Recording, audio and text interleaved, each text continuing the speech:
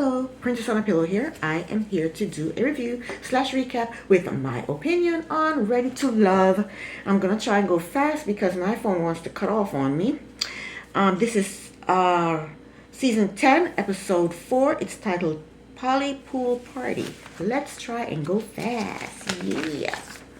So the man met up with Tommy in the vault. He told them what happens in the vault stays in the vault. Tommy told the men to take the ladies to places that matters to them the most. So Naeem invited Diana, Fritz, Khalil, True, and Sahara to his gym. True did not show up, but he made the other ones that did show up, he made them work out. After the workout, Diana and Khalil sat down to talk. He told her he went to boarding school and the discipline was to be hit with a paddle. Anyway, they enjoyed talking to each other. Next, True did show up. She came late. And she said she was late because she had to work. She told Naeem that she still haven't heard from him. The reason for him not contacting her is because he said she didn't give him the main number. She told him he's using that as a reason for not calling her. And she told him he's corny, or it's corny. So while she was talking to him, her phone rang and Kim asked her if that's the real number or the fake number. Or if that's the real phone or the fake phone. She got annoyed and she got upset and she walked off. Sahara and Frizz are talking to each other, and then he started massaging her neck because I think she said her neck was hurting. But then she told him to get off of her. And in her confessional, she said he texts her, "Hey friend." She didn't like that. She wanted him to text her, "Hey boo" or "Hey honey." So she told him that he gives her copy and paste responses whenever they talk. She told him every time she asked him how is his day, he responds the same way. He told her he's consistent. In his confessional, he said her personality is a lot.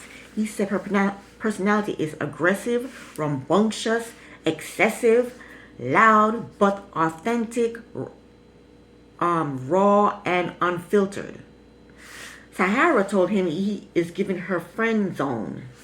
She told him to say nice things to her and to send a heart emoji. He said, okay.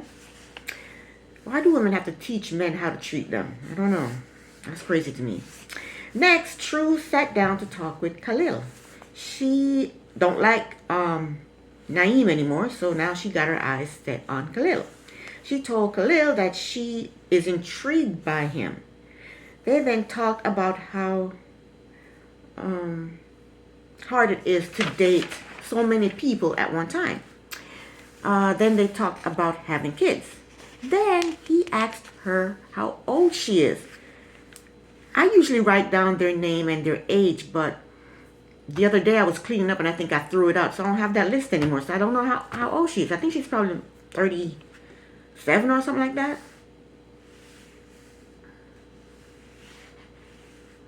But then she refused to tell him her age. She said she is mid-grown.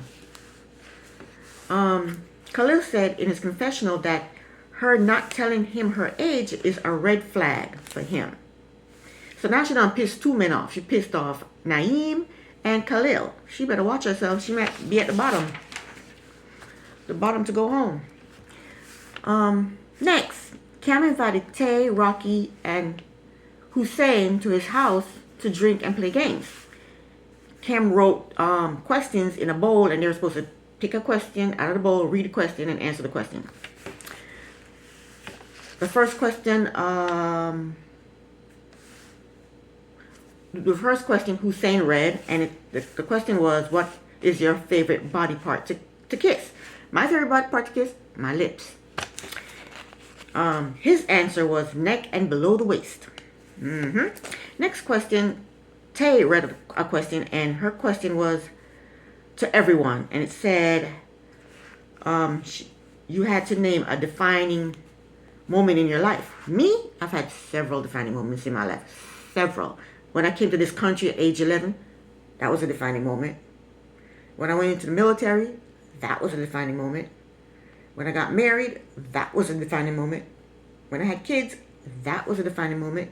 When I went to Saudi Arabia, Kuwait, in the middle of a war, that was a defining moment. When I got a divorce, that was a defining moment. I had several defining moments in my life. Okay? Tay's defining moment was graduating and accomplishing all her goals. And Hussein is really liking Tay. In his confessional, he said he definitely wants to get to know more about her. Rocky's life-defining moment was losing her job. She said when that happened, she sold drugs on the streets. She said that made her humble because what you have can be taken away with the snap of a finger. That is so very true. So very true. In his confessional, Cam said he liked Rocky because she is authentic. Cam's life-defining moment was he said he used to be depressed. And he thought about ending his life. Because he was struggling. He said he was on food stamps. He said he had to change his way of thinking. And that was his life-defining moment. So Tay gave him a hug because that was a very hard thing to admit to everybody, you know. Next, Cam met up with Rose. They are smiling, flirting, grinning, hugging. They're doing it all with each other. Then he asked her what quality she needs in a partner. She said stability, communication, and trust. She told him that she has been cheated on by every man she has been with. Wow. She said she hasn't lost hope or faith. She said sometimes you have to dig through garbage to find your diamond.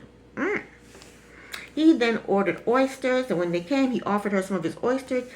She said no. She says oysters look like vagina. Cam said, he said maybe that's why I like them. So before they ate, she prayed over the food. She asked him if it was okay because she knows he is not religious or spiritual, but he said it was okay with him. And Cam is liking her. In his confessional, he said she is definitely a woman he wants to pursue. And they do look good together. And I hope that's a match. Maybe she can change his mind from being just down for whatever into down for marriage. Next, Frizz hosted a pool party at his house. About half the cast was there. Angie, Coley, Eddie, Shanice, Naeem, Kiara, Cisco. Eddie was on the grill, and him and Coley seemed to be getting along very well. Cisco and Shanice talked. He asked her what is she looking for. She told him that she is looking for someone who is loyal and who appreciates being loved and supported. And she wants someone to pray with. Cisco said he feels the same. He believes in a higher power. In his confessional, he said she is definitely someone he can see himself with, and he enjoyed talking to her. He told her that her answers regarding what she is looking for in a partner coincides with his. Meanwhile, Eddie was happy with Angie helping him while he was on the grill. She was bringing in food so that he could put the food on the grill. And he really appreciated her help. Coley is not going to do that. Coley thinks she's a princess. I wouldn't do it either, because if I were hosting a party, I would do it. But I'm an invited guest. Why would I help cook? Why would I cook, or why would I help cook? It's Frizz's house. It's his party. What is he doing? Next, Frizz pulled Shanice into the pool. Then Frizz, Shanice, Angie, and Cisco played chicken. Shanice was horrible at it. I think she was worried that her wig would fall off. She kept holding her head to make sure the wig didn't fall off. Then after a while, everybody got in the pool and they were all having a good old time. Next, Coley sat down to talk with Fritz. He asked her where do they stand. She told him she looked at his Instagram. She told him that she saw that he was following poly life influencers. She told him that she is looking for a monogamous relationship. Fritz told her that he followed poly influencers out of curiosity. I don't believe him. I don't think his name is Fritz. I don't think that's his house. I don't think any of these Philly men want to get married. And he's curious about poly life. That means he wants to take part in poly life. He claims he wouldn't engage in it. Liar. In his confessional, he said Coley should get her head out the gutter. I think he needs to look in the mirror and repeat that statement. That fool just chopped himself off at the knees and he doesn't even realize it. He is curious about poly life, right? And he's following poly influencers. And he just correlate poly to the gutter. So you think poly is the gutter. You need to get your mind out of the gutter. Not her, you. Because you think it's gutter life, but you're curious about it. Get out of here. Next, Shanice called out Kiera in front of the whole group. I didn't like that. Why did she do that? Kiera is there to get to know the men, not Shanice. So now Kiera is on the spot and she has to tell everybody about herself. So she said she was in a relationship when she was a teenager with this guy and they had two kids together. She said he was a pro boxer. She said she thought they were going to get married. See, these guys in Philly don't want to get married. They'll stay your boyfriend for forever and have kids with you, but they won't marry you. She said they had two kids. She thought they were going to get married. She said he cheated, but she went back to him. She said he went to jail for 6 years, and he's coming out soon. She said, but they're in a good space. She said she prayed her way through it, and she is now good. In his confessional, Naeem said he has a soft spot for single mothers. You should have a soft spot for single mothers. You have 3. You have 3 single baby mamas. Or 3 baby mamas. I don't know if they're single. You have 3 baby mamas. Next, Angie talked and flirted with Eddie. He is still praising her for helping him cook. Coley better watch out. He may be transferring his feelings from Coley to Angie. Coley better make him a sandwich or something. Do something domestic for him. Eddie told Angie that her helping him made their connection deeper. And Angie, she's on cloud 9. She threw her fishing line out there. She got a bite. Now all she got to do is reel him in. Next, Jay invited Coley to play putt-putt golf, or miniature golf, whatever you want to call it. In his confessional, he said at first he thought Coley was not his type. He said he thought she was a rich, spoiled daddy's girl. But as he got to know her, he realized she wasn't. Now, I don't like Jay's funky cornrows. I don't like his beard. I don't like facial hair. I don't like facial hair at all. But if you're going to have facial hair, at least trim it down. His facial hair was hanging off. I don't like when the facial hair hangs off the face. What is that? Trim it neat. Make it look neat. Don't have it hanging off your face. I don't like that. I don't like that he was in a committed relationship for 11 years and didn't marry the woman and had kids with her and still didn't marry her. But I do like that he decided to have a one-on-one date. I would not want a group date. I'd rather have a one-on-one date. And I like how he's treating Coley. He's told her stay here and he went and got her some ice cream or some sherbet or something. I like that. I like that he did that. He catered to her. I like that. That was nice. In her confessional, she said dating a man with kids was something she never considered, but she said they make her feel more safe. Men with kids make her feel more safe. She said they seem to be on a different level than the men who don't have kids. And I kind of understand what she's saying, because most single men who have kids and are active in their kids' lives, they seem to be more responsible, and more mature. Some of them. Most of them. Hopefully. Jay asked her what makes her know that a person is for her. She told him that it's a hard question to answer because people paint pretty pictures with their words, and she's more of a person who goes by action. She asked him how does he know a person is for him? He told her love is communication, loyalty, being empathetic when your partner is going through things. He asked her if sex is a big thing for her. She told him that sex means a lot to her, but she only do it with someone she thinks is special. Jay said, okay. I'm kind of liking Jay this episode. He's tall, and he has a nice smile, and he has a nice deep voice. So he asked her if they're going to go out again, and she said yes. And they seem to be getting along well. Next, the men went to the vault to meet Tommy. He asked them who are they connecting with. Naeem said Kiera. He said she is hood, and he liked that. Khalil said Diana.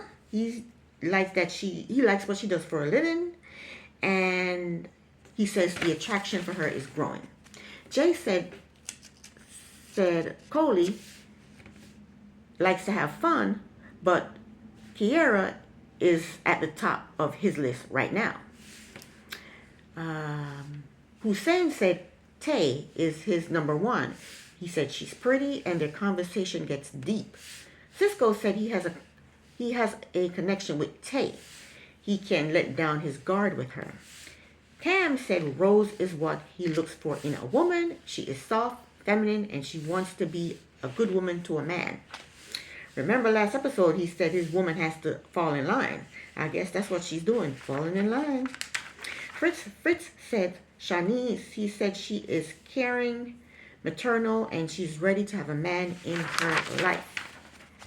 Eddie said Angie is a warrior and she's fun.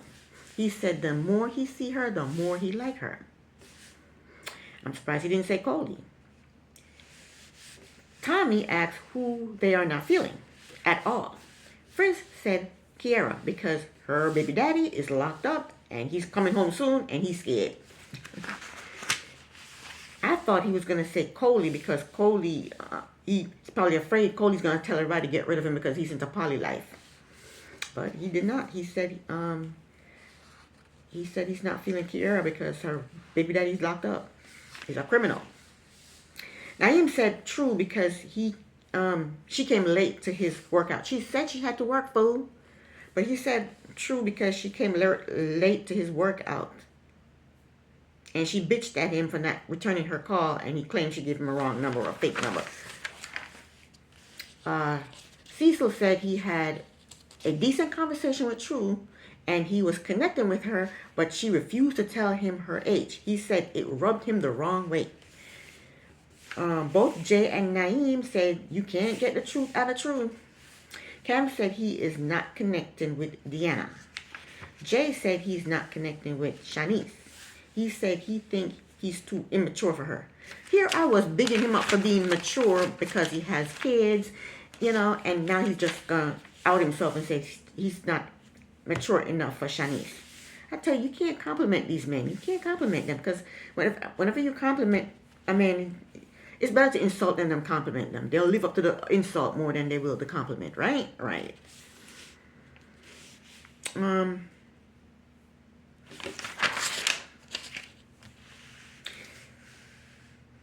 Yeah, Jay is back on my shit list. And Jay, you do not look like Omar Epps. So get that in your head, okay? Talking about people telling me you look like Omar Epps. No, you don't. Omar Epps is my honey, and you don't look like my honey. He's one of my honeys. One of my celebrity honeys, okay? Cecil said he just get a friend vibe from Sahara. He said she is too high energy. He said she fall into the homie category. Fritz said he would not feel comfortable. This is mean. He didn't have to say this, but he said he would not feel comfortable introducing Sahara to his family. That's so messed up.